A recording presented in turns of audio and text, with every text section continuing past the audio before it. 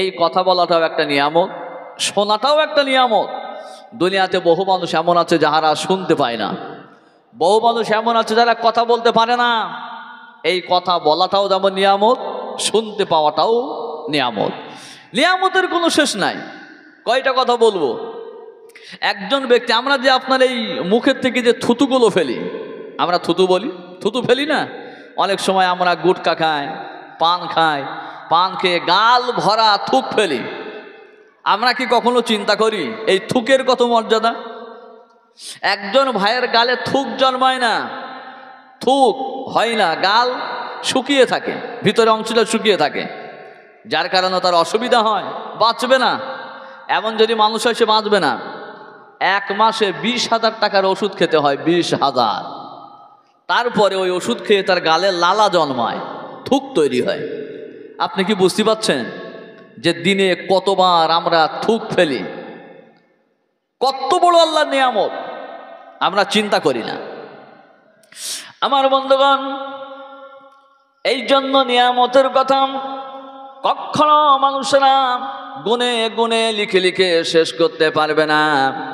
এই যে দুনিয়াতে আমি আপনি আছি, একদিন তো ছিলাম না, এমন একটা দিন আসবে যেদিন আমরা কেউ দুনিয়াতে থাকবো না।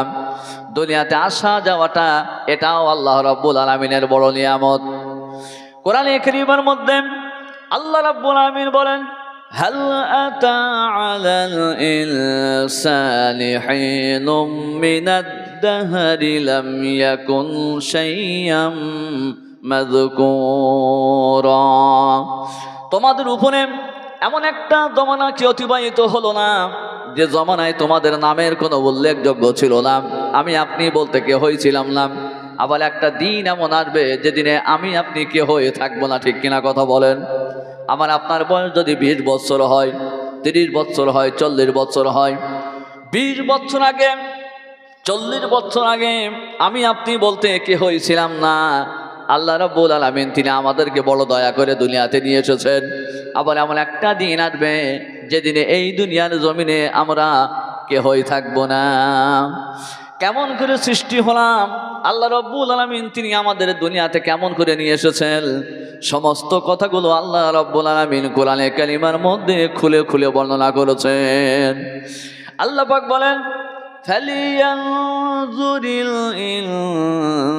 ইনসানু মিম্মা খুলিকা মিন মাইন দাফিকিন ইয়াখরুজু মিন বাইনিস সুলবি ওয়াত তারাইব। মানুষেরা কি লক্ষ্য করে না কি জিনিস দিয়ে মানুষদেরকে সৃষ্টি করা হলো?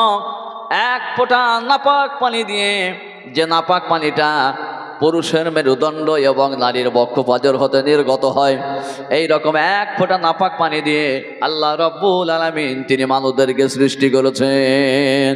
এই এক ফোঁটা নাপাক পানি যদি জমিনে নির্গত হয় তার কোনো মূল্য আছে? এই কথা বলবেন, মূল্য আছে? নাই। এই রকম মূল্যহীন জিনিস দিয়ে আল্লাহ রাব্বুল আলামিন তিনি আমাদেরকে সৃষ্টি করেছেন। অহংকারটা কিসের? আমার ভাইরা মনে রাখবেন, পুরুষের পক্ষ হতে নারীর রাহেমে যখন এক ফোঁটা নাপাক পানি পৌঁছায়, ডাক্তারেরা, শরীরের বৈজ্ঞানিক যারা, তাঁরা বলেন যে এক ফোঁটা নাপাক পানি 40 দিন পেরিয়ে যাইবার পর সেটা রক্তই পরিণত হয়। সুবহানাল্লাহ বলবেন না? তাফসীরের মধ্যেও লেখা আছে, এক ফোঁটা নাপাক পানি 40 দিন পেরিয়ে যাওয়ার পর সেটা রক্তই পরিণত হয়। আবার 40 দিন পেরিয়ে যাইবার পর ওই রক্তটা একটা মাংসপিণ্ডে পরিণত হয়। তারপরে আবার 40 দিন পেরিয়ে যাইবার পর ওই মাংসপিণ্ডের উপরে আল্লাহ রাব্বুল আলামিন আকৃতি দান করেন, গঠন দান করেন। সুবহানাল্লাহি ওয়া বিহামদিহি।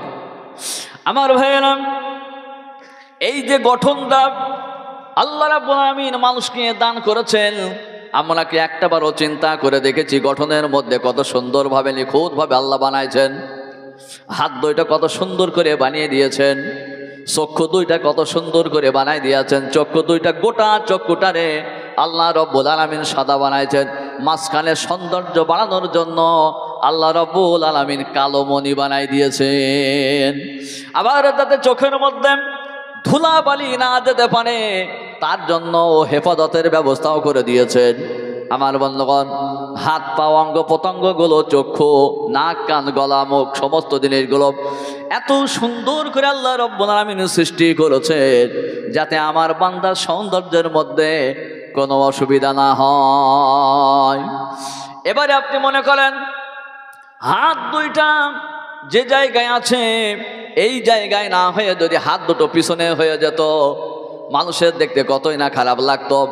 চক্ষু দুইটা যে জায়গায় আছে ওই জায়গায় না হয়ে চক্ষু দুইটা যদি পিছনের দিকে হতো, মানুষের দেখতে কতই না খারাপ হতো।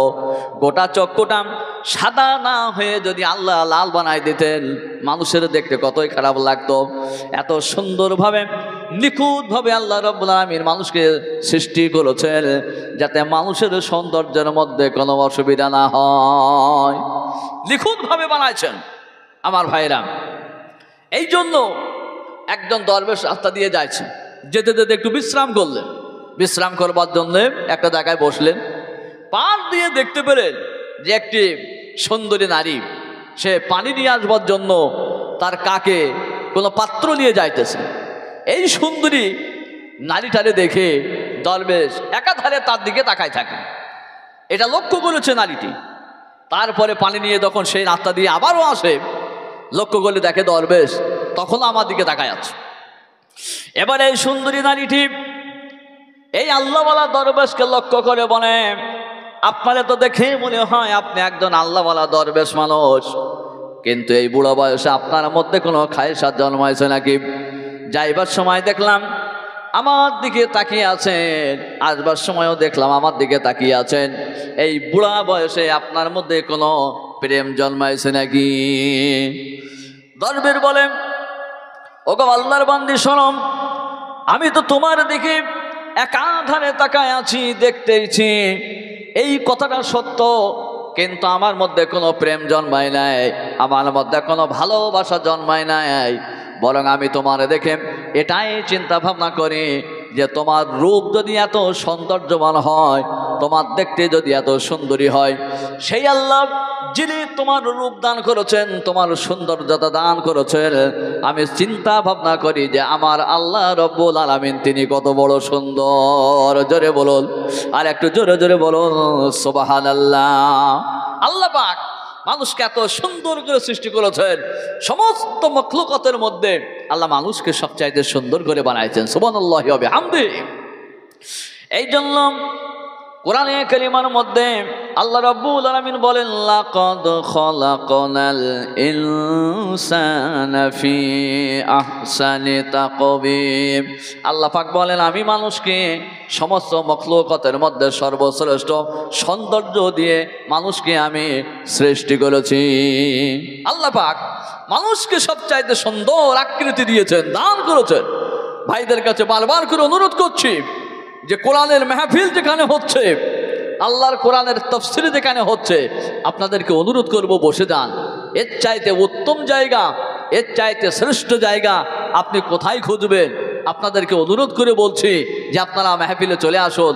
মাহফিলে আমার ভাইদেরকে অনেক ভাইদেরকে দেখছি না, অথচ আপনারা রাস্তাঘাটে দোকানপাটে একেবারে দাঁড়িয়ে আছেন, রাস্তায় ভিড় জমিয়ে আছেন।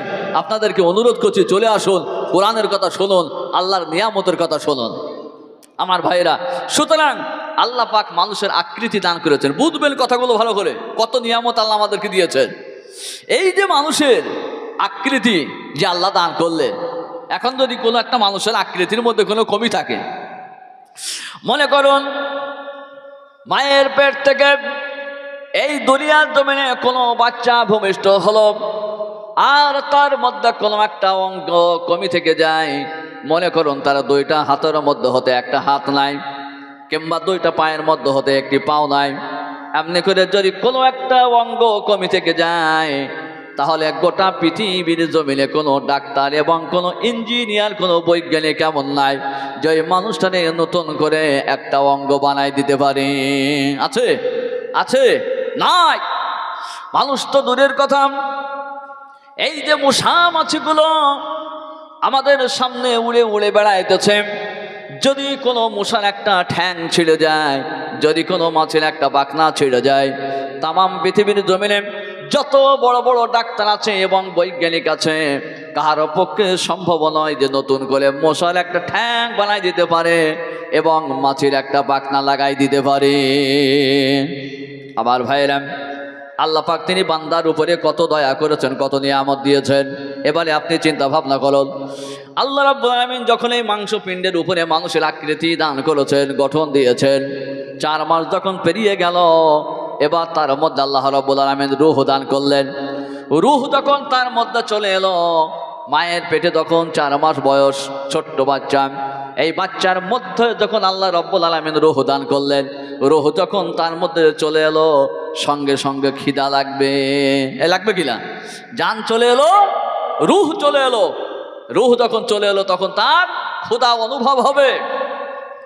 মায়ের পেটে আল্লাহ রাব্বুল আলামিনের এই ছোট্ট বান্দা কেবলমাত্র 4 মাস বয়স, মায়ের পেটে সে কি খাইবে, তার তো ক্ষুধা লেগেছে। বাপ মা তো তার জন্য কোনো ইন্তজাম করতে পারবে না, ব্যবস্থা করতে পারবে না। তার কারণ তাহারা তো বুঝতে পারবে না, আমার দেশের কোনো মেম্বার, কোনো প্রধান, এমএলএ, এমপি, কোনো মন্ত্রী সেও চিন্তা করবে না, আমার দেশের সরকারও সেই চিন্তা করবে না, বরং এই ছোট্ট বান্দার জন্য যিনি চিন্তা করেছেন তিনি আমার আল্লাহ।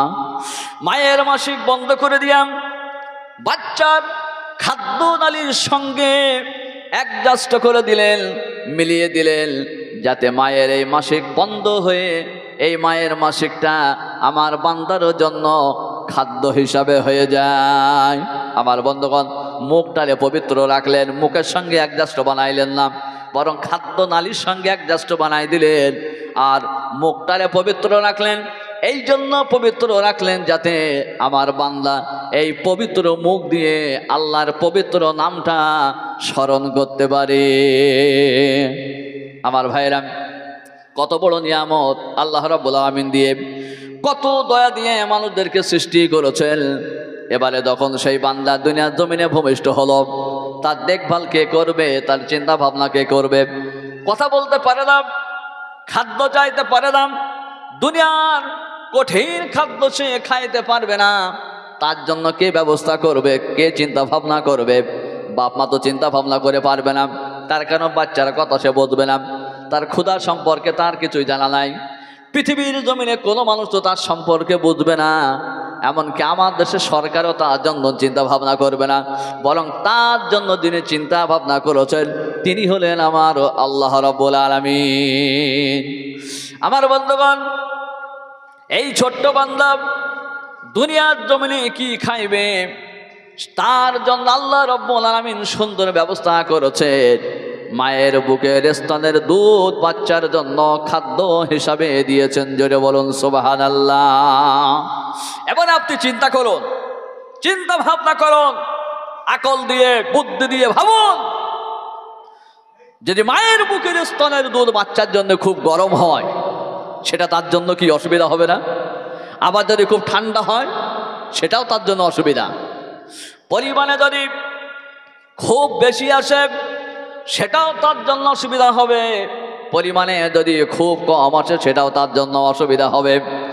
আল্লাহ রাব্বুল আলামিন এমন সুন্দর করে বাচ্চার উপযোগী বানায় দিয়েছেন, মায়ের বুকের স্তনের দুধ বাচ্চার জন্য নাও ঠান্ডা এবং নাও গরম, যতটা পরিমাণ টান দিবেন ততটা পরিমাণ সে পাইবে। মায়ের বুকের স্তনের দুধের মধ্যে আল্লাহ রাব্বুল আলামিন সমস্ত ধরনের ভিটামিন তার মধ্যে রেখে দিয়েছেন, যাতে আমার বান্দার জন্য কোনো অসুবিধা না হয়ে যায়। এই বাচ্চা যখন মায়ের পেটে ছিল, 4 মাস যখন তার বয়স ছিল, যেহেতু তার বয়স কম, ক্ষুধাও কম, এই জন্য আল্লাহ রাব্বুল আলামিন তার জন্য একটা পাইপলাইনের ব্যবস্থা করেছিল। মায়ের মাসিক বন্ধ করে দিয়ে বাচ্চার খাদ্য নালীর সঙ্গে অ্যাডজাস্ট বানাই দিয়েছিলেন একটা লাইন, একটা পাইপলাইনের ব্যবস্থা। দুনিয়ার জমিনে যখন ভূমিষ্ঠ হইল, বয়স তো তার 10 মাস পেরিয়ে গেল, এবার তার ক্ষুধা বেড়ে যাবে। আল্লাহ রাব্বুল আলামিন তার জন্য এবারে ডবল লাইনের ব্যবস্থা করেছেন। ঠিক কিনা আমার ভাইরা? এই জন্য একটা বান্দার উপরে আল্লাহ রাব্বুল আলামিন কতটা দয়া করেছেন, কত নিয়ামত দান করেছেন। আল্লাহ রাব্বুল আলামিন তিনি তার বান্দাকে কতটা ভালোবাসেন একটা বারের জন্য আমরা চিন্তা ভাবনা করি না। এই বাচ্চার দায়িত্ব কে নিয়েছেন? আমার আল্লাহ নিয়েছেন। আমার ভাইয়েরা, বাপ এবং মায়ের উপরে এত মহব্বত আল্লাহ পাক দিয়েছেন যে বাপ এবং মা সন্তান ছাড়া চলতে পারবে না, তাদের মধ্যে মহব্বত জমে দিয়েছেন। আপনি চিন্তা ভাবনা করুন, আমরা পত্র পত্রিকায় অনেক সময় শুনতে পাই, দেখতে পাই, জানতে পারি কত বাচ্চা মারা যাইতেছে, রহ বাচ্চা।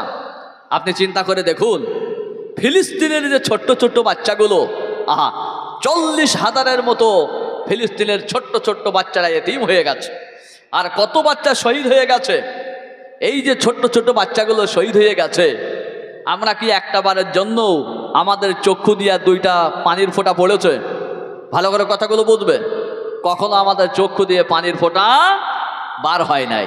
হয়তো দেখেছি, দুঃখিত হয়েছি, কিন্তু চোখের ফোঁটা আমাদের পড়ে না। কারণ এই বাচ্চার দায়িত্ব তো আমার আপনার উপরে নাই। আমার আপনার উপরে যে বাচ্চারা ভালোবাসা মহব্বত দিয়েছেন সেটা নিজের বাচ্চার উপরে। আপনি একবার চিন্তা করে দেখুন তো, এই বাচ্চাদের মধ্যে যদি আপনার বাচ্চাও শহীদ হয়ে যায়, তখন আপনার চোখের পানি কি ধরে রাখতে পারবেন? পারবেন না। বাচ্চাদের যদি শরীর খারাপ হয়, আমার ভাইয়েরা, আমার মায়েরা বলে, ওগো আল্লাহ, তুমি আমার বাচ্চার বিনিময়ে আমাকে উঠায় নাও, কিন্তু আমার বাচ্চাটাকে এই দুনিয়াতে জীবিত রাখেন, সে আমার বিনিময়ে দুনিয়াতে বেঁচে থাক। এ কথা বলে না? সুতরাং এই যে মহব্বত এবং ভালোবাসা আল্লাহ পাক বাপ এবং মায়ের মধ্যে দিয়েছেন। মেহনত করকে বাপ কামায়, প্যার সে মাফের হামকো খিলায়।